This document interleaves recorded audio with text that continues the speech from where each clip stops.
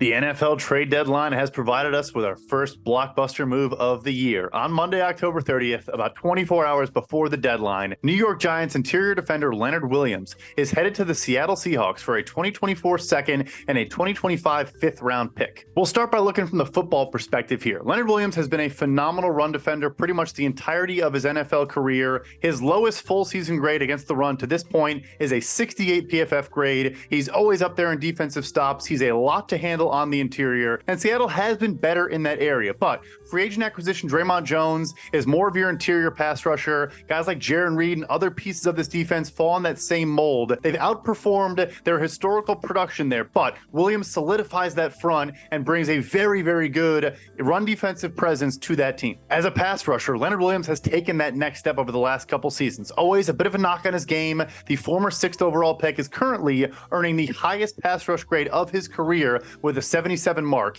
He has 22 pressures on the season, and his 12.4% pressure rate is a top 25 mark at the position. Seattle needs more pass rush after losing Uchenna Nwosu on the edge to an injury. They signed Frank Clark in free agency. They now trade for Leonard Williams. But all that football stuff aside, the contract here is the real interesting component of this trade and why we think Joe Schoen and the New York Giants did a great job here. Leonard Williams had $10 million in salary remaining for the rest of the 2023 season, and the New York Giants have agreed to retain all of that above the minimum. About $650,000 is all that travels to Seattle. And this is the new trend we've seen at the NFL deadline. We saw it with Von Miller a couple years ago go to the LA Rams. Last season, the Bears moved Roquan Smith at linebacker and Robert Quinn at edge defender and basically bought better draft capital by retaining all of their salary. So the Giants do the same thing here. And that is great news for Seattle. They have about $7.5 million in cap space. They barely take a hit there. However, here is the interesting component for Seattle. Leonard Williams has already been franchise tagged twice in his NFL career, meaning a third tag is basically never going to happen. You get the quarterback tag on a third tag, and that's not going to happen for Leonard Williams. So he's a very good player, but he signed a 3-year, $63 million